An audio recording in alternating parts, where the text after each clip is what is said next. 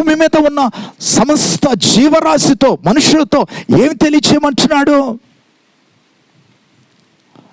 ఓ మనుషులారా, ఘనమైన చెట్టును నీచమైన చెట్టుగా నేను మారుస్తాను. నువ్వు ఉన్నతని, ఘనమైన వాడివని విర్రవీగుతూ నీ ఇష్టానుసారంగా బ్రతుకుతున్నావేమో, నిన్ను నీచమైన స్థితిలోనికి తీసుకురాగలిగిన వాడను నేనే. విర్రవీగుకు, జాగ్రత్త, దేవుడు హెచ్చరిస్తున్నాడు. అంతేకాదు ఇంకేం చెప్పమంటున్నాడు? నీచమైన చెట్టు అంటే అర్థం ఏంటి? నీచమైన స్థితిలో బ్రతుకుతున్నటువంటి, ప్రజల చేత తృణీకరించబడిన వారు, భర్త చేత తృణీకరించబడిన వారు, భార్య చేత తృణీకరించబడిన వారు, బిడ్డల చేత తృణీకరించబడిన వారు, బంధువుల చేత తృణీకరించబడిన వారు, రక్త సంబంధికుల చేత తృణీకరించబడిన వారు, వారు తృణీకరించబడిన స్థితిలో వాళ్ళుంటే, వెలివేయబడిన వారి స్థితిలో వాళ్ళుంటే, అయ్యో నన్ను ఆదరించేవారు ఎవరు లేరా, నన్ను ఓదార్చేవారు ఎవరు లేరా, నన్ను బలపరిచేవారు ఎవరు లేరా అని బాధపడుతూ, దుఃఖపడుతూ, కన్నీరు విడుస్తూ ఆ స్థితిలో ఉన్నటువంటి బిడ్డలతో ప్రభువు చెప్పమంటున్నారు తెలుసా? నిన్ను ఘనమైన చెట్టుగా నేను చేయబోతున్నాను. చప్పట్లు కొట్టి ప్రభుని ఘనపరుస్తాం. నిన్ను ఘనమైన స్థితిలోనికి నేను తీసుకురాబోతున్నాను. నా ప్రియ బిడ్డ, నువ్వు కన్నీరు కార్చుకో, ఏడవకు, బాధపడకు, దుఃఖపడకు. నిన్ను ఘనమైన స్థితిలోనికి నేను తీసుకువస్తాను. అంతేకాదు ఇంకొక 2 విషయాలు కూడా చెప్తున్నారు అక్కడ. పచ్చని చెట్టట ఎండిపోయే చెట్టుగా, పచ్చని చెట్టు ఎండిపోయే చెట్టుగా. ఒక్కోసారి కుటుంబాలు కొన్ని పచ్చగా కనపడతాయి, కానీ అయ్యో ఎందుకు ఈ కుటుంబం ఎలా అయిపోయింది, ఎందుకు ఈ కుటుంబం ఎలా అయిపోయింది. కానీ కొన్ని చెట్లు ఎండిపోయి ఎలా ఉంటుందంటే, ఒక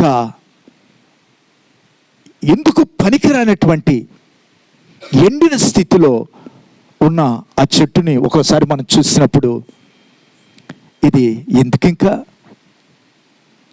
ఇది ఇలా ఎండిపోయి ఉంటే వ్యర్థం కదా, దీన్ని నరికి అవతల పారేయటం బెటరు అని అనుకుంటాం. చూసారా? ఎందుకు నా జీవితం, ఎందుకు ఇంకా నా బ్రతుకు, ఎందుకు నా ఈ ఎండిపోయిన జీవితం ఎందుకు అని అనుకున్న వారి జీవితాలను దేవుడు ఏం చేయబోతున్నాడో తెలుసా? వికసింప చేయబోతున్నాడు. చప్పట్లు కొట్టి ప్రభువును ఘనపరుస్తాం. అందుకంటున్నాడు, యెహోవానగు నేను ఈ మాట సెలవిచ్చి తిని నేనే దానిని. ఎంతమంది నమ్ముతున్నాం? ఈ మాటను నెరవేర్చటానికి సైన్యములకు అధిపతియగు యెహోవా మన మధ్యలోనికి పరిశుద్ధాత్ముడుగా దిగి వచ్చారు అన్న వారందరూ కూడా గట్టిగా చప్పట్లు కొట్టి ప్రభుని కనపరుస్తాం. ప్రియ దేవుని బిడ్డలారా, జాగ్రత్తగా దేవుని మాటలు విందాం. ఇక్కడ 4 విషయాలు ఉన్నాయి.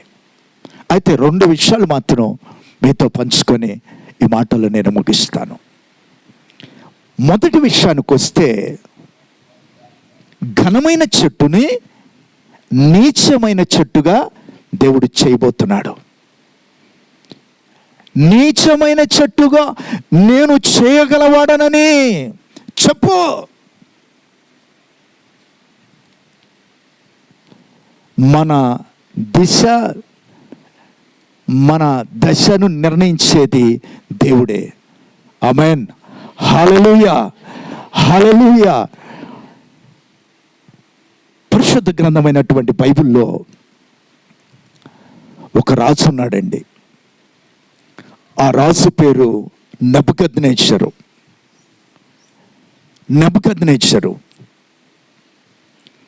ఆయన బబులోను సామ్రాజ్యానికి చక్రవర్తి, అంత గొప్ప రాజు. ఆ బబులోను దేశానికి, అన్య దేశమైనటువంటి బబులోనుకి అన్య రాజుగా నియమించింది ఎవరో తెలుసా? పరలోకము నుండి దేవుడే నిర్ణయించాడు. హల్లెలూయా. ప్రియమైన బిడ్డలారా, ఒక విషయం మనం మర్చిపోవద్దు. భూమి మీద రాజులు కానీ, రాజ్యాలు కానీ, రాజులు నియమించబడాలంటే దేవుని ఆజ్ఞ లేనిదే, దేవుని అనుమతి లేనిదే నిర్ణయించబడదు. భారతదేశానికి ప్రధానిగా పలానా వ్యక్తి ఉండాలి అని నిర్ణయించేది దేవుడే. తెలంగాణ రాష్ట్రానికి ముఖ్యమంత్రిగా ఈయన ఉండాలి అని నిర్ణయించేది దేవుడే. అన్య దేశమైనటువంటి బబులోనికి రాజుగా నియమించింది దేవుడే. ఆయన ఎవరంటే నెబుకద్నెజరు. ప్రియమైన బిడ్డలారా, గమనించాలి. అయితే ఆయన తన నోటి మాటలను బట్టి తను అనుకున్నాడు, తన కట్టినటువంటి కట్టడాలను బట్టి ఎంతగా దేవుని సన్నిధిలో తన యొక్క రాజ్యంలో ఎంత గర్వించాడో ఒకసారి ఆ మాట చదివితే బాగుంటుంది. చూడండి, దానియేలు గ్రంథం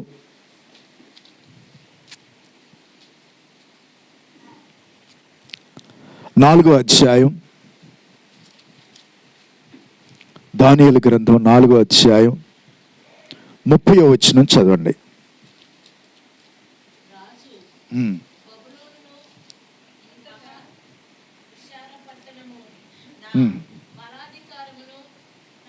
ప్రభావ ఘనతను కనపరచుటకై నా రాజధాని నగరముగా నేను కట్టించినది కదా అని తనలో తాను అనుకునిను. రాజు నోట ఈ మాట ఉండగా ఆకాశము నుండి ఒక శబ్దము వచ్చెను. ఒక్కసారి అక్కడ ఆగుదాం. చూడండి, వాక్యం చాలా జాగ్రత్తగా గమనించాలి. రాజు ఏమంటున్నాడు? బబులోనును, ఈ మహా విశాల పట్టణమును నా బలాధికారమును నా ప్రభావ ఘనతలు కనపరుచుటకై నా రాజధాని నగరుగా నేను కట్టించినది కాదా అని తనలో తాను అనుకున్నాడు. ఏమనుకుంటున్నాడట? తనలో తాను ఏమనుకుంటున్నాడు? ఆయన ఒకరోజు చక్రవర్తి కదా, ఆ రాజ్యంలో సంచరిస్తూ తను కట్టించిన కట్టడాలను చూసి బయటికి అనలేదండి. జాగ్రత్తగా గమనించాలి. బయటికి అనలే. ఇంకా తనలో తాను అనుకుంటున్నాడు. ఏమనుకుంటున్నాడట? నా బలాధికారము నా ప్రభావ ఘనత కనపరచుటకై నా రాజధాని నగరుగా నేను కట్టించినది కాదా? నా నా నా నా బలాధికారము నా ప్రభావము నా ఘనత నా రాజధాని నా నా నా నా అంటే ఈ కట్టడాలు ఎందుకు కట్టించాడండి? అక్కడ ప్రజల కొరకు కట్టించాడా? అలా లేదు. మరి ఇక్కడ ప్రజల కొరకు ఆ కట్టడాలు కట్టిస్తే పర్వాలేదు. కానీ కట్టడాలు ఎందుకు కట్టించాడంటే ఆ కట్టడాల ద్వారా తన ఘనతను తెలియపరచడానికి, ఆ కట్టడాల ద్వారా తన మహిమను తెలియపరచుకోవటానికి. ప్రియదేవుని బిడ్డలారా, ఎంత గర్విస్తున్నాడో చూడండి. ఒకసారి ఒక పాస్టర్ గారు, నేను ఒక బర్త్డే మీటింగ్కి వెళ్ళా. బర్త్డేనో ఏదో మొత్తానికి కొడుకు వెళితే అక్కడ ఒక పాస్టర్ గారు వచ్చారు. ఆయన అంటున్నాడు, వీళ్ళ కోసం, వీళ్ళ వివాహం కోసం నేను ప్రార్థన చేశాను. వీళ్ళ కుటుంబం కొరకు, కుటుంబం కట్టబడటానికి నేను ప్రార్థన చేశాను. వాళ్ళ గర్భఫలం కొరకు నేను ప్రార్థన చేశాను. నేను అనుకున్నా, ఇంకా దేనికోసం నువ్వు చేయబోతున్నావయ్యా? నాకు చాలా విచిత్రం అనిపించింది. నేను నేను నేను నేను కొంతమందికి ఉంటుంది. ఎంత గర్వం అంటే,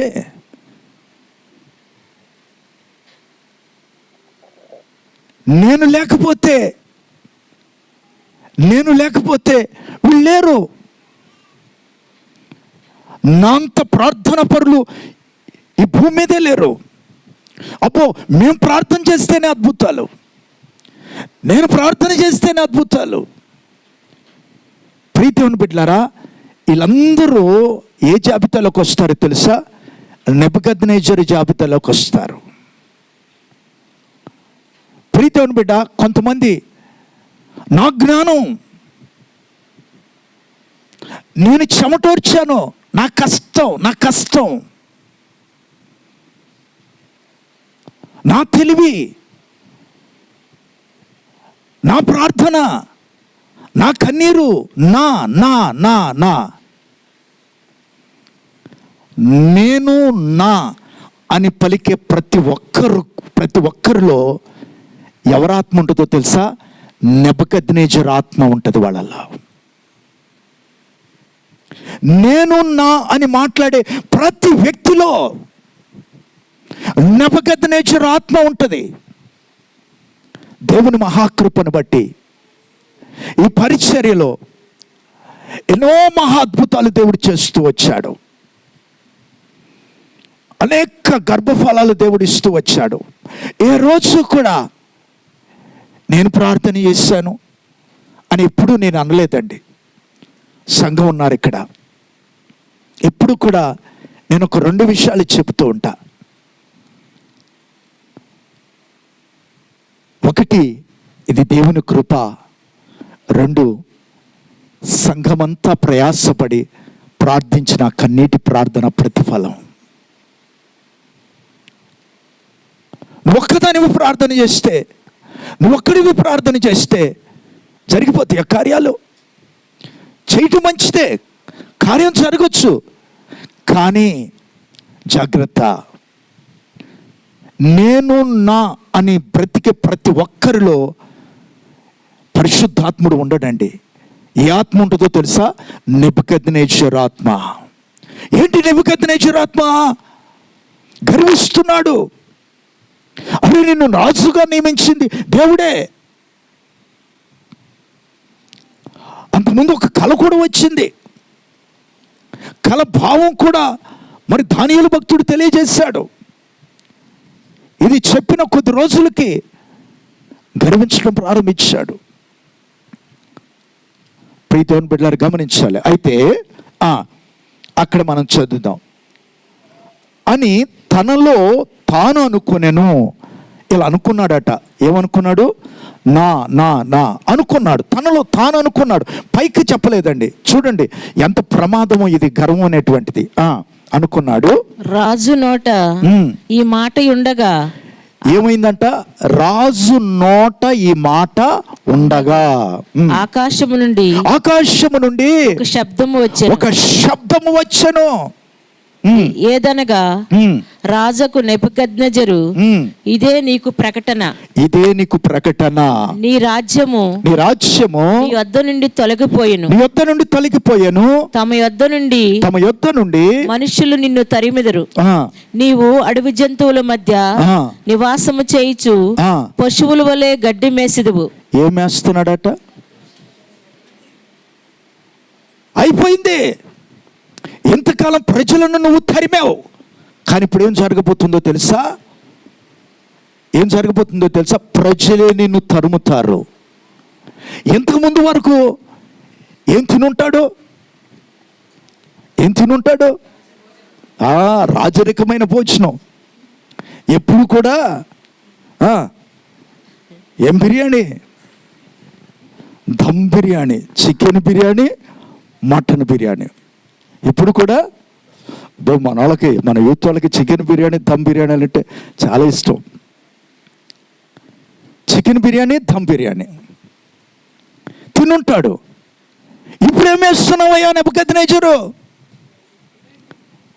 ఏమేస్తావని చెప్తున్నాడు దేవుడు? గడ్డి మేస్తావు. కారణం ఏంటి? ఎందుకయ్యా నువ్వు గడ్డి మేస్తున్నావు? నేను గర్వించాను. ప్రియ దేవుని బిడ్డలారా, ఆ మాట తన నోట ఉండగానే ఏంటి? నా రాజ్యాధికారం, నా బలము, నా ప్రభావము, నా మహిమ, నా ఘనత ఎప్పుడైతే తన్ను తాను హెచ్చించుకుంటూ గర్విస్తూ ఉన్నాడో, ఆ మాట తన నోట ఉండగానే దేవుడు ఒక ప్రకటన చేస్తున్నాడు. ఆకాశము నుంచి సర్వశక్తి కలిగిన దేవుడు మాట్లాడుతూ ఒక ప్రకటన చేస్తున్నాడు. నీ రాజ్యము నీ నుంచి తొలగిపోతుంది. మనుషులు నిన్ను తరుముతారు. నువ్వు ఏం చేస్తావు? గడ్డి మేస్తావు. జంతువుల మధ్య నివాసము చేస్తావు. పశువుల వలె గడ్డి మేసిదవు. సర్వోన్నతుడగు దేవుడు మానవుల రాజ్యము పైన అధికారి అయి ఉండి తానెవనికి దాన్ని అనుగ్రహింప నిశ్చయించునో వానికి అనుగ్రహించునని. ఇక్కడ ప్రీతి అని బిడ్డలారా గమనించాలి.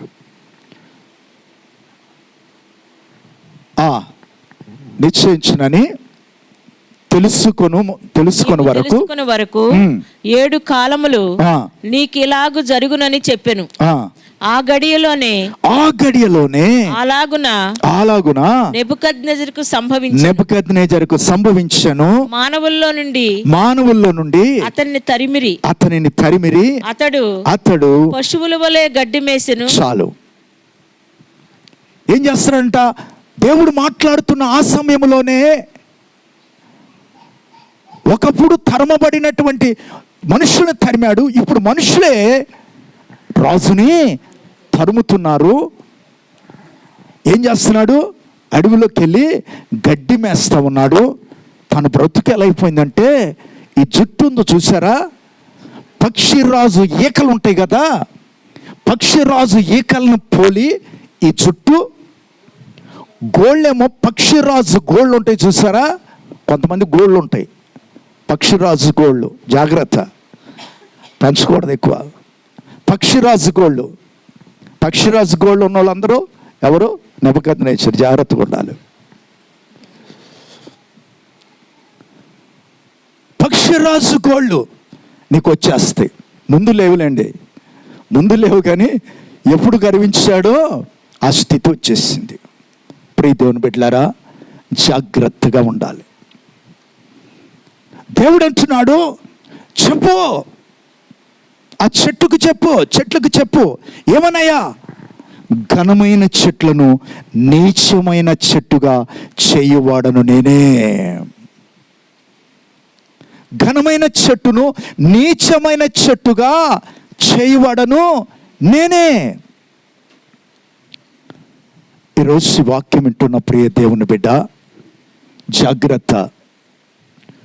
అనుకోని విధంగా గర్వం మనలోనికి వచ్చేస్తుంది. నువ్వు చక్కటి ప్రార్థనా పరురాలివి కావచ్చు, నువ్వు చక్కటి ప్రార్థనా పరుడు కావచ్చు, నువ్వు చక్కగా వాక్యాన్ని ధ్యానించే వ్యక్తి కావచ్చు, నువ్వు చక్కగా వాక్యాన్ని ధ్యానించే కుమారుడు కావచ్చు. కానీ ఎప్పుడు కూడా మన జీవితంలో నేను నా అనేది మనలో ఉండటానికి వీల్లేదు. ప్రియ సహోదరి సహోదరుడా, ఈరోజు ఒక ఘనమైన స్థితిలో నువ్వు ఉన్నావంటే, ఒక ఉన్నతమైన స్థితిలో నువ్వు ఉన్నావంటే, ఆ ఉన్నతమైన స్థితిని బట్టి నువ్వు గర్వించొద్దు. ఆ ఉన్నతమైన స్థితిని బట్టి దేవుని సన్నిధిలో ఏం చేయాలో తెలుసా? మనల్ని మనం తగ్గించుకొని, అయ్యా ఈ రోజున ఇంత మంచి ఉద్యోగాన్ని నేను పొందుకున్నానంటే అది కేవలం నీ కృపను బట్టి మాత్రమే కదయ్యా. నీ కృప లేకపోతే నాకు ఈ ఉద్యోగం వచ్చేది కాదయ్యా. ఈరోజు నాకెంత మంచి భర్త, లేకపోతే నాకెంత మంచి భార్య దొరికిందంటే అది నీ కృపను బట్టి మాత్రమే కదయ్యా. ఈరోజు ఒక ఘనమైన స్థితిలో నన్ను నా కుటుంబాన్ని ఉన్నామంటే మాదంటూ ఏమీ లేదయ్యా, కేవలం నీ కృపను బట్టి మాత్రమే కదయ్యా. ఈరోజు మంచి ఆరోగ్యంతో మేము ఉన్నామంటే అది కేవలము నీ కృపాదానమే కదయ్యా. ఈరోజు మేము ఆశీర్వాదకరంగా మేము ఉన్నామంటే, అనేకులకు దీవెనకరంగా మేము ఉన్నామంటే అది కేవలము నీ కృపను బట్టి మాత్రమే కదయ్యా. ప్రియ దేవుని బిడ్డ, ప్రతి క్షణము కూడా దేవుని కృపను తలంచుకుంటూ, దేవుని కృపను ధ్యానిస్తూ, ఆ కృప కొరకు కనిపెట్టుకునే బిడ్డలంగా ప్రియ దేవుని బిడ్డలారా మనం జీవిస్తే అది మనకి ఎంత ఘనతను తీసుకుని వస్తుందంటే, ఘనతలో ఉన్నటువంటి బిడ్డని ఇంకా దేవుడు ఘనపరిచే స్థితిలోనికి దేవుడు తీసుకురాబోతున్నాడు. హల్లెలూయా, హల్లెలూయా. ఈరోజు వాక్యం వింటున్న సహోదరి సహోదరుడా, ఏముందయ్యా నేను హెచ్చించటానికి? నేను హెచ్చించబడటానికి నాలో ఏముంది ప్రభువా? ఈరోజు ఉద్యోగం, ఈ చక్కటి భర్త, ఈ చక్కటి భార్య, ఈ చక్కటి తల్లిదండ్రులు, ఈ చక్కటి ఆశీర్వాదం, ఒక ముద్ద ఆహారం తీసుకుంటున్నానంటే ప్రతిదీ ప్రతిదీ ప్రతిదీ నీ కృపను బట్టే కదయ్యా. నీ కృప లేకపోతే నేను క్షణం కూడా బ్రతకలేను ప్రభువా. హల్లెలూయా. ప్రతి ఒక్కరూ కూడా ప్రియ దేవుని బిడ్డ మనల్ని మనం తగ్గించుకొని దేవుని నామాన్ని హెచ్చిస్తూ, దేవుని నామాన్ని ఘనపరుస్తూ దేవుని కృపను చాటే విధంగా మన జీవితాల్లో ఉండాలని ప్రభు ఆశపడుతూ ఉన్నాడు.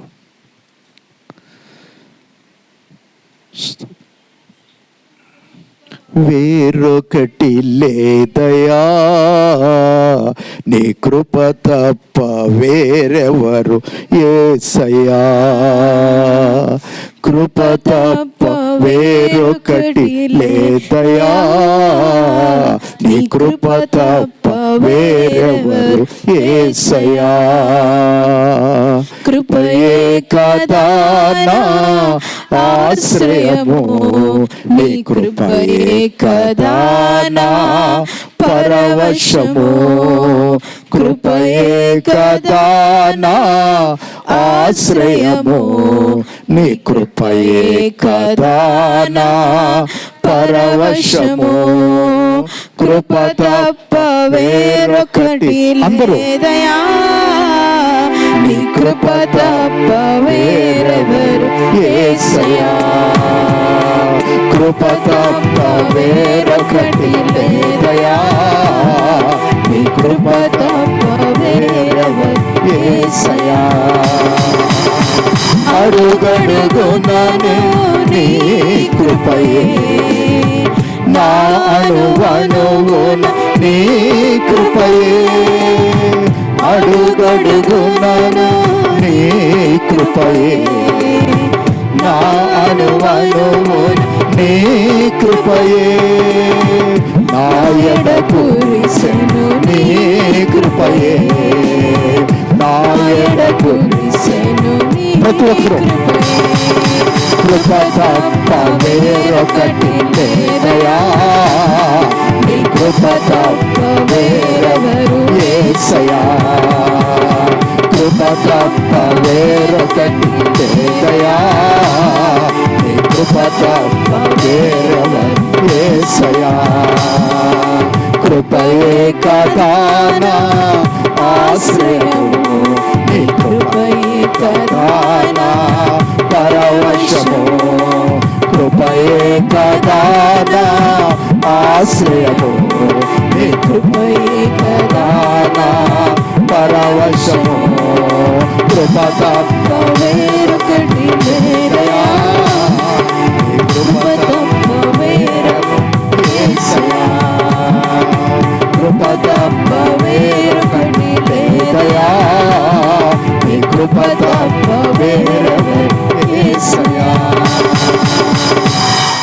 హల్లెలూయా. హల్లెలూయా.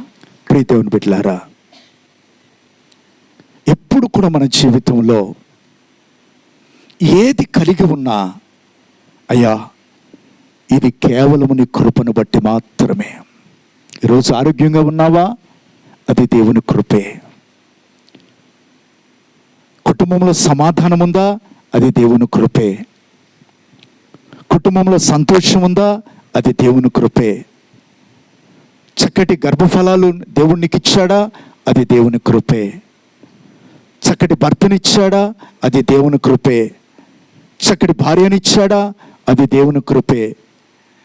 నీ బిడ్డలు మంచి ఉద్యోగంలో స్థిరపడ్డారా, అది దేవుని కృపే. ప్రియ దేవుని బిడ్డ, నువ్వు పొందుకున్న ప్రతి దాన్ని బట్టి ఇది దేవుని కృపని గనక ఆయన కృపలను తలంచుకుంటూ నువ్వు ముందుకు కొనసాగితే జీవితం దేవునికి మహిమకరంగా, అనేకులకు దీవెనకరంగా మార్చబడుతుంది. ప్రతి వ్యక్తికి దేవుడు ఒక అవకాశం ఇస్తాడు. ఇక్కడ గర్విస్తున్నటువంటి నెబుకద్నెజరుకు కూడా దేవుడు అవకాశం ఇచ్చాడు. నెబుకద్నెజరు గర్వించబోతున్నాడు అనే విషయాన్ని కల రూపంలో దేవుడు తెలియజేసి, ఆ తర్వాత భక్తుడైనటువంటి దానియేలు నెబుకద్నెజరుతో ఒక చక్కటి మాట చెప్తున్నాడు. అది చదవండి ఒకసారి.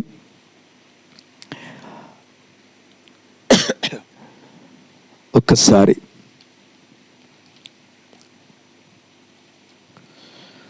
హల్లెలూయా. స్తోత్రం స్తోత్రం స్తోత్రం స్తోత్రం స్తోత్రం. ఇక్కడ ఒకసారి చదవండి, 27వ వచనం చదవండి. 4వ అధ్యాయము 27వ వచనం. రాజా,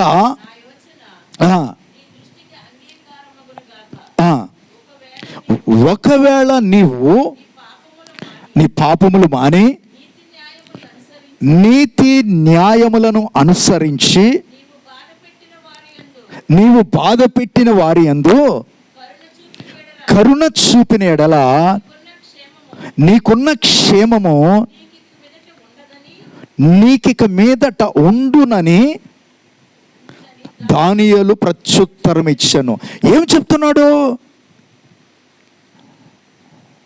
నీ పాపములు క్షమించబడాలి, నువ్వు నీతి కార్యాలు జరిగించు, నీ ప్రతి పాపాన్ని దేవుని సన్నిధిలో ఒప్పుకో, విడిచిపెట్టు, నువ్వు నీతి కార్యాలు జరిగించు. కొందరి పట్ల నువ్వు కనికరం చూపలేదు కదా, వారి పట్ల నువ్వు కనికరం చూపు. అలా చేస్తే ఏం జరుగుతుందో తెలుసా? తిరిగి మరలా నీ క్షేమము నీకు అనుగ్రహించబడుతుంది. తిరిగి ఇప్పుడు ఎలా ఉన్నావో అదే క్షేమాన్ని దేవుడు నీకు ఇస్తాడు అని ఒక అవకాశం కూడా నెబుకద్నెజరుకి దేవుడు ఇచ్చాడు. ఈరోజు ఈ వాక్యం వింటున్న ప్రియ దేవుని బిడ్డ, ఒకవేళ నీ జీవితంలో దేనిని బట్టి, ఇది నా గొప్పతనమనో, ఇది నా కష్టాన్ని బట్టి పొందుకున్నదనో, ఇది నా ప్రార్థన ప్రతిఫలమనో, నా నా నా నా అనుకుంటూ నీ జీవితాన్ని కొనసాగిస్తున్నట్లయితే దేవుడి రోజు నీకు ఒక అవకాశం ఇస్తున్నాడు. ఏంటో తెలుసా? నెబుకద్నెజరులాగా గడ్డి తినే స్థితికి నువ్వు వెళ్లకుండా తిరిగి నీకు క్షేమము నువ్వు కలిగి ఉండాలంటే నువ్వు దేవుని సన్నిధిలో నీవు గర్వించిన ప్రతి దాన్ని బట్టి దేవుని సన్నిధిలో పశ్చాత్తాపడు, నీ పాపాన్ని ఒప్పుకో. చాలా మందిని బాధ పెట్టావు, వారి పట్ల కనికరం చూపు. చాలా మందిని ఏడిపించావు, వారి పట్ల కనికరం చూపు. కనికరం చూపితే నీ క్షేమము నీకు తిరిగి వస్తుంది అని దేవుడు ఒక అవకాశం కూడా ఇచ్చాడు. ప్రతి మనిషికి ప్రీతిని బిడ్డలారా దేవుడు ఒక అవకాశం ఇస్తాడు. వాక్యము ద్వారా పరిశుద్ధాత్మ దేవుడు మనతో మాట్లాడతాడు. కానీ మనం ఏం చేస్తూ ఉంటామంటే అవన్నీ పెడచెవిని పెడతాం. అందుకని ప్రీతిని బిడ్డలారా పరిస్థితులన్నీ తారుమారు అయిపోతాయి. ఏమైంది ఇక్కడ? ఏమైంది? ఘనమైనటువంటి స్థితిలో ఉన్న రాజు ఏ స్థితిలోకి వెళ్ళిపోయాడు? నీచమైన స్థితిలోనికి. ఎహెజ్కేలు ఈ మాట చెప్పు. ఏమిటయ్యా? ఘనమైన చెట్టుని నీచమైన చెట్టుగా చెయ్యవాడను నేనే. ఘనమైన స్థితిలో ఉన్న నీవు నీ ఘనతను బట్టి విర్రవీగకు. నిన్న ఆ స్థితిలో ఉంచినటువంటి దేవుని ఘనపరచు. నిన్న ఆ స్థితిలో ఉంచినటువంటి దేవుని మహిమపరచు. దేవుని గొప్ప చేయి. ఇది నా దేవుని కృపే, ఇది నా దేవుని కృపాదానమే అని ఎప్పుడూ కూడా నీ నోటి నిండా దేవుని కృప కృప కృప కృప కృపలను తలంచుకుంటూ నీ జీవితాన్ని కొనసాగిస్తే ఇంకా దేవుడు ఉన్నతమైన స్థితిలో ఉంచుతాడు. లేదు, గర్వించావా? ఇది నా ప్రార్థనే, ఇది నా ప్రయాసే, ఇది నా భారమే, నా నా అనా అని గర్వించావా? నెబుకద్నెజరులాగా గడ్డి తినే పరిస్థితి వస్తుంది. జాగ్రత్త ప్రియ దేవుని బిడ్డలారా. ఈరోజు ఈ వాక్యం వింటున్న ప్రియ దేవుని బిడ్డ, చెట్లతో దేవుడు చెప్పమంటున్నాడు, ఘనమైన వాటిని నీచమైనటువంటి వాటిగా చేయగలవాడను నేను. రెండో విషయానికి వస్తాం. నీచమైన చెట్లను ఎలా చేయబోతున్నాడట? ఘనమైన చెట్టుగా దేవుడు చేయబోతున్నాడు. ఇది మనుషులకే సాదృశ్యం. చెప్పే కదా, అంటే నీచమైన జీవితాన్ని జీవిస్తున్నటువంటి మనుషులను ఎలా ఉంచబోతున్నాడు తెలుసా? ఓ ఘనమైన స్థితిలో ఉంచబోతున్నాడు.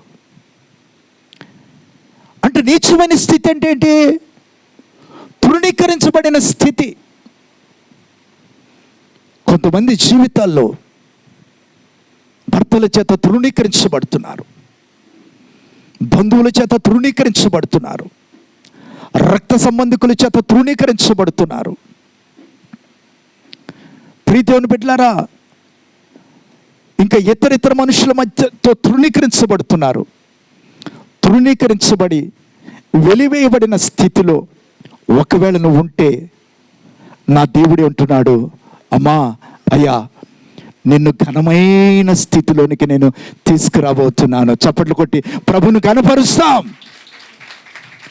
నేను ఘనమైన స్థితిలోనికి నేను తీసుకురాబోతున్నాను. ఈరోజు కీర్తన భాగంలో మనం ధ్యానం చేస్తే, కీర్తనకారుడు ఎంత బాధతో ఈ మాటలు చెబుతున్నాడో తెలుసా? నిందతో నా హృదయము బ్రద్దలైపోయింది. చదవండి ఆ మాట, చాలా 69వ కీర్తనలో ఒకసారి చదవండి.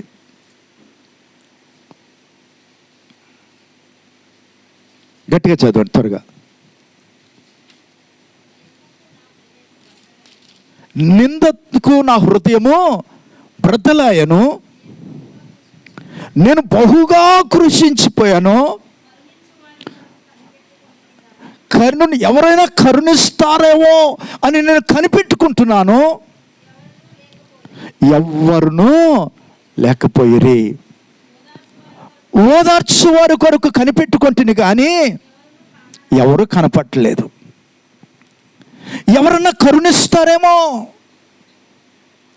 ఎవరన్నా నన్ను ఓదారుస్తారేమో. ఎందుకయ్యా? నిందకు నా హృదయము బ్రద్దలైపోయింది. నిందలు, అవమానాలు, దూషణలు, దానితో నా హృదయం బ్రద్దలైపోయింది. కొంతమంది ప్రియదేవుని బిడ్డలారా, వాళ్ళ నిందలు ఎలా ఉంటాయంటే, ఒకరి మీద నింద మోపేటప్పుడు భయంకరమైనటువంటి నిందలు మోపుతారు, భయంకరమైన నిందలు మోపుతారు. నిందలు ఎవరి మీద అయితే మోపారో వాళ్ళకి ఏమీ కాదు, ఏమీ కాదు. నిందలు మోపిన వాళ్ళ జీవితాలు మాత్రం తలక్రిందులు అయిపోతాయి, వాళ్ళ బ్రతుకులు తలక్రిందులు అయిపోతాయి. ఈ భక్తుడు అంటున్నాడు, నిందతో నా హృదయం బ్రద్దలైపోయింది. ఎవరన్నా కరుణిస్తారేమోనని కనిపెట్టుకున్నాను, ఎవరు లేరు. ఎవరైనా ఓదారుస్తారేమోనని కనిపెట్టుచున్నాను, ఒక్కడు కూడా కనపడలేదు. ఒకవేళ అలాంటి పరిస్థితుల్లో అమ్మా అయ్యా ఈ స్థలములో ఉండి వాక్యం ఇస్తున్నావేమో, నా దేవుడు నీకు ఇస్తున్న గొప్ప అభయం ఏంటో తెలుసా? నీచమైన చెట్టును ఘనమైన చెట్టుగా నేను చేయువాడను నేనే. హల్లెలూయా, హల్లెలూయా. తృణీకరించబడిన నీ జీవితాన్ని, వెలివేయబడిన నీ జీవితాన్ని, అవమానకరంగా మార్చబడిన నీ జీవితాన్ని ఓ ఘనమైన జీవితముగా చేయువాడను నేనే. చప్పట్లు కొట్టి ప్రభుని కనపరుస్తాం. ప్రభు మనతో మాట్లాడుతున్నాడమ్మా, ధైర్యం తెచ్చుకుందా. ఒక వ్యక్తిని మీకు పరిచయం చేస్తాను. ఒక నీచమైన స్థితిలో ఉన్నటువంటి వ్యక్తిని దేవుడు ఎలాంటి ఘనమైన స్థితిలోనికి తీసుకొని వచ్చాడు. ఒక యవనస్తుడు. ఆ యవనస్తుడిని నిందించని వారు లేరు ఆ ప్రాంతంలో, దూషించని వారు లేరు ఆ ప్రాంతంలో, అవమానపరచని వారు లేరు ఆ ప్రాంతంలో. నిందించబడ్డాడు, దూషించబడ్డాడు, అవమానపరచ. ఏమిటి నింద? రైట్, నువ్వు ఇక్కడ ఉండటానికి వీల్లేదు, నువ్వెవరో తెలుసా? నువ్వు ఒక వేశ్య కుమారుడివి. నువ్వెవరో తెలుసా? ఒక అన్య స్త్రీకి పుట్టినవాడివి. నా తండ్రి ఇంటిలో నీకు పాలేదు, పో. యవ్వనస్తుడండి, యవ్వన ప్రాయములు ఉన్నటువంటి బిడ్డ, తల్లి లేదు, సహోదరులు, ఆ గిలాదు ప్రాంతంలో ఉన్నటువంటి ప్రజలు, పెద్దలు అందరూ అవమానకరంగా మాట్లాడుతున్నారు, నిందలు మోపుతున్నారు, దూషిస్తున్నారు, హేళన చేస్తున్నారు. ఎవరో వ్యక్తో తెలుసా? యెఫ్తా. నిజంగా ఆయన గురించి రాయబడిన ఒక మాటను మనం చూద్దాం. చూడండి, న్యాయాధిపతుల గ్రంథం, న్యాయాధిపతుల గ్రంథం. స్తోత్రం, స్తోత్రం, హల్లెలూయా, స్తోత్రం, స్తోత్రం. 11వ అధ్యాయము 3వ వచనం చదవండి. యెఫ్తా తన సహోదరుల యొద్ద నుండి పారిపోయి, యెఫ్తా తన సహోదరుల యొద్ద నుండి పారిపోయి టోబు దేశమున నివసింపగా పునర్జనము యెఫ్తా యొద్దకు వచ్చి అతనితో కూడా సంచరించు. చూడండి, గిలాదు దేశము నుంచి ఎక్కడికి వెళ్ళిపోతున్నాడు? టోబు దేశానికి. ఎలా వెళ్తున్నాడు? పారిపోతున్నాడు. ఈయన వెనకెవరన్నా ఉన్నారా? ఒంటరిగా, ఒక్కడిగా. అంటే పారిపోతున్నాడంటే ఎంతగా తనని నిందించారో ఒకసారి అర్థం చేసుకోండి. నీ బ్రతుకు కూడా ఒక బ్రతికేనా? నీ తల్లి వ్యభిచారి, నీ తల్లి ఒక వేశ్య. నీ బ్రతుకు కూడా ఒక బ్రతుక, నీ జీవితం కూడా ఒక జీవితమేనా? ఇక్కడ మాకు కనపడొద్దురా, మా కళ్ళ ముందు నువ్వు కనపడటానికి వీల్లేదు, పో ఇక్కడి నుంచి. ఒక వ్యక్తి ఆ స్థలములో నుంచి, పుట్టిన స్థలములో నుంచి పారిపోతూ ఒక అన్య దేశానికి వెళ్ళిపోతున్నాడంటే ఎంతగా తను నిందించబడుతున్నాడో, ఎంతగా తను దూషించబడుతున్నాడో, ఎంతగా తను అవమానపరచబడుతున్నాడో, ఎంతగా ఆ నింద చేత తన హృదయం బ్రద్దలైపోయిందో. ఈరోజు వాక్యం వింటున్న సహోదరి, సహోదరుడా, నిందలు అనుభవిస్తున్నావా? అవమానాలను అనుభవిస్తున్నావా? దూషణలను అనుభవిస్తున్నావా? అయ్యో నాకెవ్వరూ లేరే, నేను ఒంటరి దానినే, అయ్యో నాకెవ్వరూ లేరే, నేను ఒంటరి వాడినని ఒంటరితనాన్ని అనుభవిస్తూ గుండె నిండా కన్నీరు గూడు కట్టుకొని బ్రతుకుతూ, ఒకవేళ ఈరోజు వాక్యం వింటున్నావేమో ప్రియ సహోదరి, కళ్ళల్లో కన్నీరెందుకు, గుండెల్లో దిగులెందుకు, ఇక నీవు కలత చెందకు. నెమ్మది లేకున్నదా, గుండెల్లో గాయమైనదా, ఇక అవి ఉండబోదుగా. కళ్ళల్లో కన్నీరెందుకు, గుండెల్లో దిగులెందుకు, ఇక నీవు కలత చెందకు. నెమ్మది లేకున్నదా, గుండెల్లో గాయమైనదా, ఇక అవి ఉండబోదుగా. యేసే నిరీక్షణ, యేసే నిరీక్షణ, యేసే నిరీక్షణ, యేసే నిరీక్షణ. కళ్ళల్లో కన్నీరెందుకు, గుండెల్లో దిగులెందుకు, ఇక నీవు కలత చెందకు. నెమ్మది లేకున్నదా, గుండెల్లో గాయమైనదా, ఇక అవి ఉండబోదుగా. ప్రియ సహోదరి, నిందతో నీ హృదయము బ్రద్దలైపోయి గుండె నిండా కన్నీరు గూడు కట్టుకొని ఒంటరి దానిలాగా యెఫ్తా ఆ దేశాన్ని విడిచి పారిపోయే అంతగా వేధించబడ్డాడు, అంతగా నిందించబడ్డాడు, అంతగా పరిస్థితులు తనను తరిమినాయి. ఈరోజు ఏ పరిస్థితులు, నీ కుటుంబంలో పరిస్థితులు నేను తరుముతూ, నీ కుటుంబంలో నీకు నెమ్మది లేకుండా, నీకు సమాధానం లేకుండా, నీకు శాంతి లేకుండా ఒంటరిగా నువ్వు పయనిస్తూ వెళుతున్నావేమో. నా దేవుడు ఎవరో తెలుసా?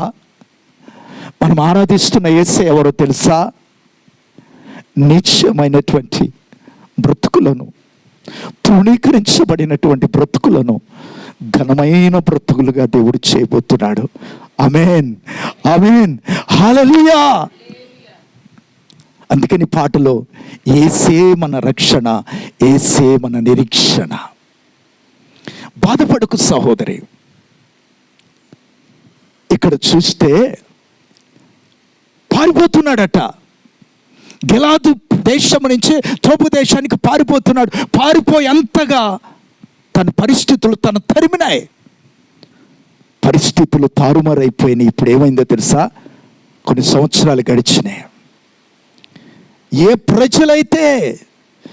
ప్రజలైతే ఒరేయ్ నువ్వు వేశ్య కుమారుడివి, ఒరేయ్ నువ్వు ఒక అన్య స్త్రీకి పుట్టినవాడివి, నీకు మా తండ్రి కుటుంబంలో నీకు స్వాస్థ్యము లేదు, నీకు పాలు లేదు అని ఏ మనుషులైతే, ఏ నోళ్ళైతే దూషించినయో, అవమానపరిచినయో, హేళన చేసినయో, నిందకు తన హృదయం బ్రద్దలైపోయే విధంగా నిందించారో ఆ నోళ్ళే, ఆ వ్యక్తులే ఎత్తుక్కుంటూ ఎక్కడికి వచ్చారో తెలుసా? తోపు దేశానికి వచ్చారు. చప్పట్లు కొట్టి ప్రభువుని కనపరుస్తాం. మన దేవుడు ఎంత గొప్ప దేవుడో తెలుసా?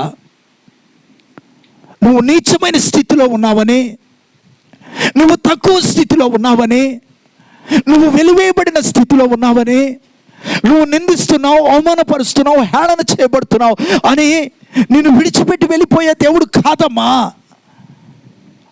ఆయన కృప నిన్ను వెతుక్కుంటూ వస్తుంది. ఆమేన్, హల్లెలూయా. ఆయన కృప నిన్ను వెతుక్కుంటూ వస్తుంది. ఆ తోపు దేశానికి వెళ్ళిపోయినటువంటి యెఫ్తాని వెతుక్కుంటూ దేవుని కృప వచ్చింది. చప్పట్లు కొట్టి ప్రభువుని కనపరుస్తాం.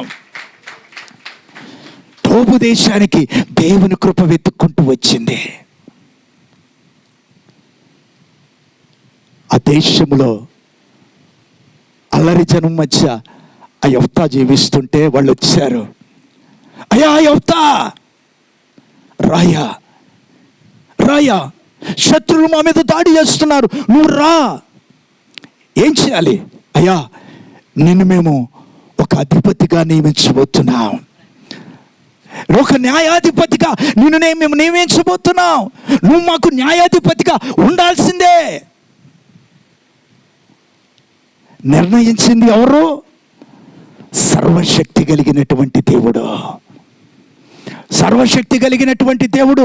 దిశ దశలను నిర్ణయించేది ఆయనే. మన దిశలు మారిపోతే, మన దశలు మారిపోతే, మన పరిస్థితులు మారిపోతే. కొంతమంది అంటారు వాళ్ళ తలరాత మారిపోయిందండి. ఏ మారిపోయింది? తలరాత మారదు, తలరాత ఇదవుతుంది, కానీ స్థితి పరిస్థితులన్నీ తారుమారైపోతాయి. నిర్ణయించేది ఎవరో తెలుసా? దేవుడే. ఏడ్చుకుంటూ ఏడ్చుకుంటూ ఏడ్చుకుంటూ, ఎందుకు నాకు బ్రతుకు, ఎందుకు నా తల్లి కన్నది, నా తల్లి చనిపోయేప్పుడే నన్ను కూడా చంపేస్తుంటే బాగుండేది కదా అని తను ఏడ్చుకుంటూ వెళుతూ పారిపోతున్నప్పుడు ఎంతగా కుమిలిపోయి ఉంటాడో. ఆ పారిపోతున్నటువంటి, ఏడ్చుకుంటూ పారిపోతున్నటువంటి ఆ వ్యక్తిని ఎత్తుక్కుంటూ దేవుని కృపొచ్చి ఆయన బలపరిచి, ఏ నోళ్ళైతే ఆయన్ని దూషించాయో, అవమానపరిచాయో, వాళ్ళ నోళ్లతో వాళ్ళు ఏమంటున్నారు? నీవు మాకు న్యాయాధిపతిగా ఉండాలి రాని ఎక్కడికి మరలా? గిలాదు పట్టణానికి తీసుకొస్తున్నారు. చదవండి ఒకసారి ఆ మాట, 8వ వచనం చదవండి.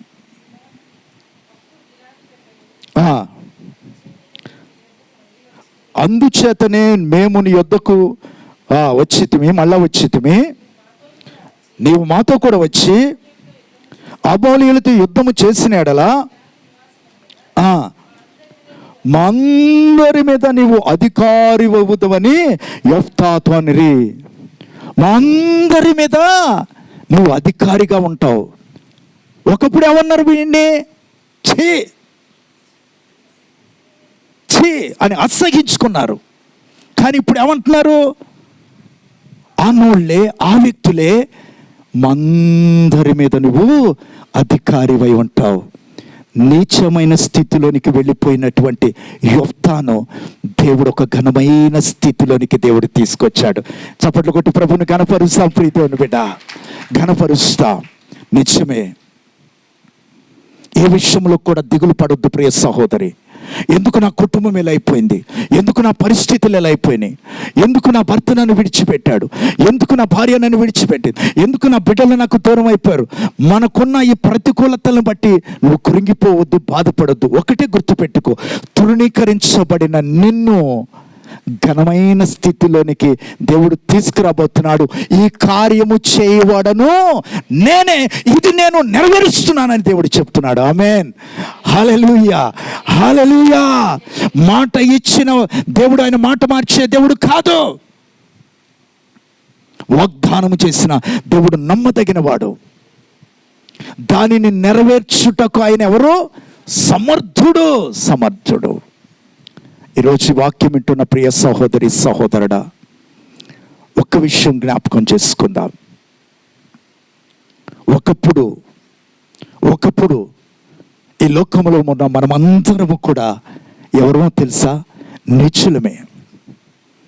అందుకని పౌలు భక్తుడు అంటున్నాడు, మనము పాపము చేత చచ్చిన వారమై ఉన్నాం.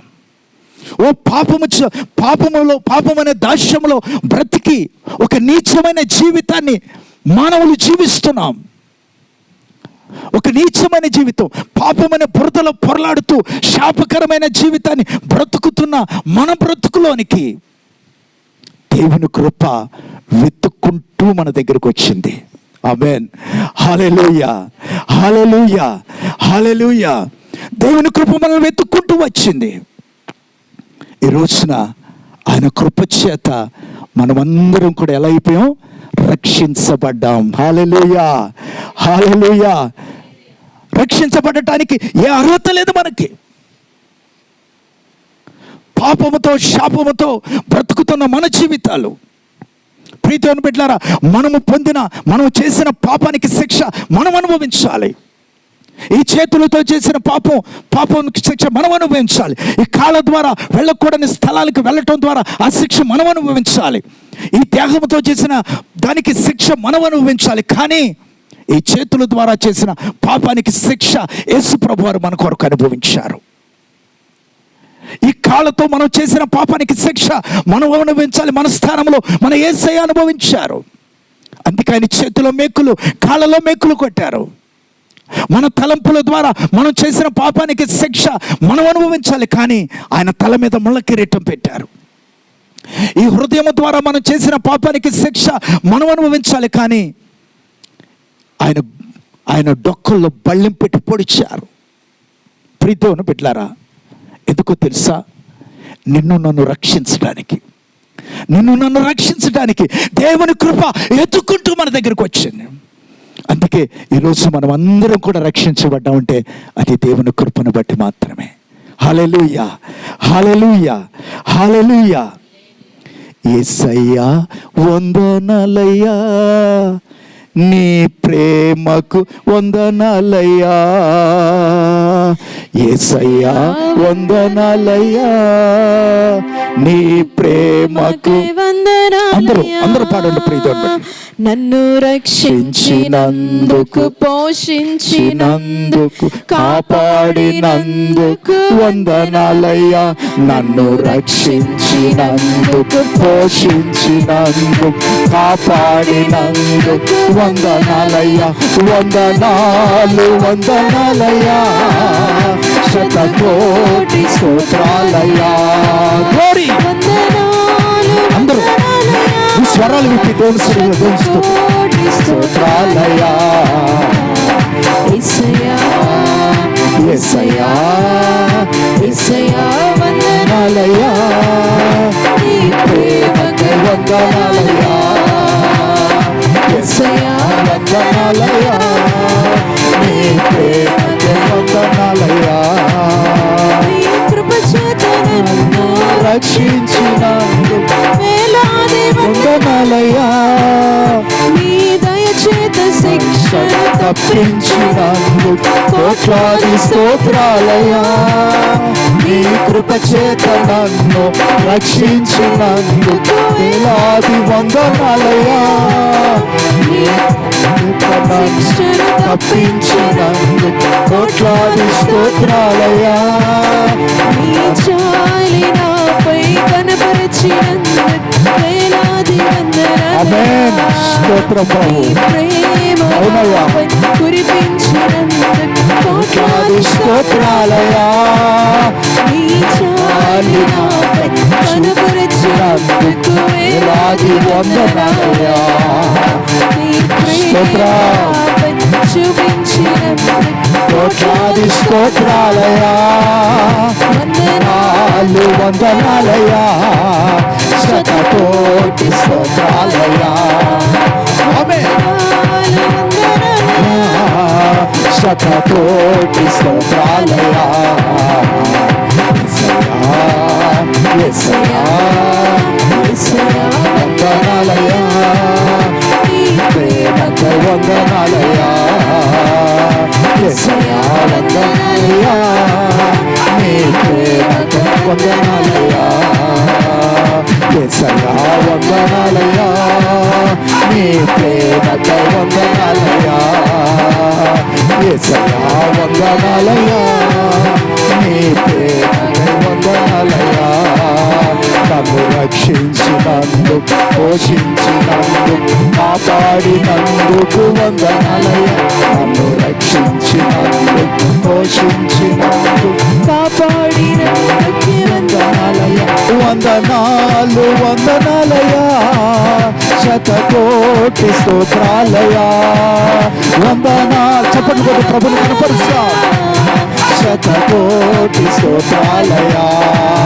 వందనాలయ్యా, శతకోటి స్తోత్రాలయ్యా. వందనాలయ్యా, శతకోటి స్తోత్రాలయ్యా. అవును ప్రియ సహోదరుడా, సహోదరి, నిత్యమైనటువంటి మన జీవితాలను ఘనమైన జీవితాలుగా మార్చడానికి యేసు ప్రభువారు 2000 సంవత్సరాల క్రితం ఈ భూలోకానికి దిగి వచ్చారు. నీ కొరకు, నా కొరకు కల్వరిలో తన ఆఖరి రక్తపు బొట్టు వరకు మన కొరకు చిందించారు, ప్రాణం పెట్టారు. 3వ దినాన పునరుద్ధానుడే తిరిగి లేచారు. ప్రియదేవుని బిడ్డ, ఈ రోజున మనల్ని ఘనమైన స్థితిలో దేవుడు ఉంచాడు. ఆ గొప్ప రక్షణ దేవుడు మనకు అనుగ్రహించాడు. సహోదరుడా, సహోదరి, ఇది దేవుని కృపను బట్టి మాత్రమే. ఈరోజు వాక్యం వింటున్న ప్రియ సహోదరుడా, మనం ఆరాధిస్తున్న దేవుడు ఎవరో తెలుసా? ఘనమైన చెట్టును నీచమైన చెట్టుగా, నీచమైన చెట్టును ఘనమైన చెట్టుగా చేయుటకు ఆయన సమర్థుడైనటువంటి దేవుడు. కనుక ప్రియ సహోదరి, ఆనాడు నెబుకద్నెజరు తనకున్న దాన్ని బట్టి గర్వించాడు. చివరికి పశ్చాత్తాపపడటానికి కూడా దేవుడు అవకాశం ఇచ్చాడు, కానీ పశ్చాత్తాపడలేదు. ఆ దర్శనం ప్రకారం గడ్డి మేయవలసి వచ్చింది. సహోదరుడా, సహోదరి, కొన్ని పరిస్థితులు మనల్ని గర్వించేటట్లు చేస్తున్నా దేవుడు మనతో మాట్లాడుతున్నప్పుడు మన హృదయంలో ఒక గొప్ప పశ్చాత్తాపం కలిగి, ప్రభువా, ఈరోజు ఈ మంచి ఉద్యోగంలో నేనున్నా అంటే అది నీ కృపే కదయ్యా. ఈరోజు సజీవులుగా బ్రతికి పట్టకట్టగలుగుతున్నామంటే అది కేవలం నీ కృపే కదయ్యా అని ప్రభుని కృపను తలంచుకుంటూ మన జీవితాన్ని కొనసాగిస్తే ఇంకా దేవునికి మహిమకరంగా మనల్ని దేవుడు బ్రతికిస్తాడు. అంతేకాదు, నీచమైన చెట్టును ఘనమైన చెట్టుగా దేవుడు చేస్తాడు. నీచమైన చెట్టు ఒక తృణీకరించబడినటువంటి జీవితం, మనుషుల చేత వెలివేయబడినటువంటి జీవితం. ఈ బ్రతుకు నాకొద్దు, ఈ జీవితం నాకొద్దు, ఇక నేను ఎందుకు బ్రతకాలి అని నిర్ణయించుకుంటున్న ఓ సహోదరి, సహోదరుడా, దేవుడు ఏమంటున్నాడు తెలుసా? అమ్మా, నీ జీవితాన్ని ఘనమైన స్థితిలోనికి నేను తీసుకొస్తాను. హల్లెలూయా, హల్లెలూయా. దానికి సూచన యెఫ్తా జీవితమే. యెఫ్తా పారిపోతున్నాడట గిలాదు విడిచి. అంతగా పరిస్థితులు తనని తరిమినాయి. ఏ పరిస్థితులు నేను తరిమినా ధైర్యం తెచ్చుకో. నువ్వున్న స్థలములోనే దేవుని ఘనపరచు, దేవుని స్తుతించు. నీ నిందలు నేనేం చేయలేవు, నీ అవమానాలు నేనేం చేయలేవు, నీ ప్రతికూలతలు నేనేం చేయలేవు. నీ ముందున్న చీకటి వెలుగుగా మార్చగలిగిన దేవుడు, మారాను మధురంగా మార్చగలిగిన దేవుడు, అరణ్యంలో త్రోవను కలగచేయు దేవుడు, సముద్రములో త్రోవను కలగచేయు దేవుడు. ప్రీతిని బిడ్డలారా, మనం ఆరాధిస్తున్న దేవుడు లేనిది ఉన్నట్టుగా, ఉన్నది లేనట్టుగా చేయగలిగిన సర్వశక్తి కలిగిన దేవుడు. మనం ఆరాధిస్తున్న యేసయ్య, ఆయన ఏదైనా చేయగలడు. ఒకవేళ కృంగిన స్థితిలో తృణీకరించబడిన నీ జీవితాన్ని దేవుడు మహిమకరంగా మార్చడానికి, ఘనమైనటువంటి స్థితిలో మార్చడానికి దేవుడు ఇష్టపడుతున్నాడు. దేవుని సన్నిధిలో కనిపెట్టుకుని ఉండు, ఆయన కృప కొరకు కనిపెట్టుకుని ఉండు. తొందరపడొద్దు, ఆవేశపడొద్దు. చక్కటి ఆలోచన దేవుడు నీకు అనుగ్రహించును గాక. చక్కటి నడిపింపు, పరిశుద్ధాత్మ నడిపింపు దేవుడు మనకు అనుగ్రహించును గాక.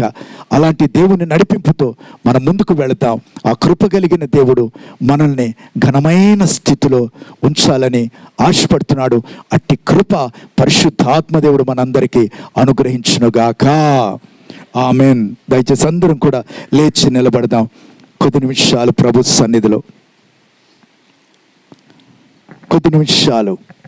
సన్నిధిలో ప్రార్థన చేసుకుందాం. అమ్మా, సహోదరి, సహోదరుడా, అందరూ కూడా లేచి నిలబడదాం. మనం ఉన్న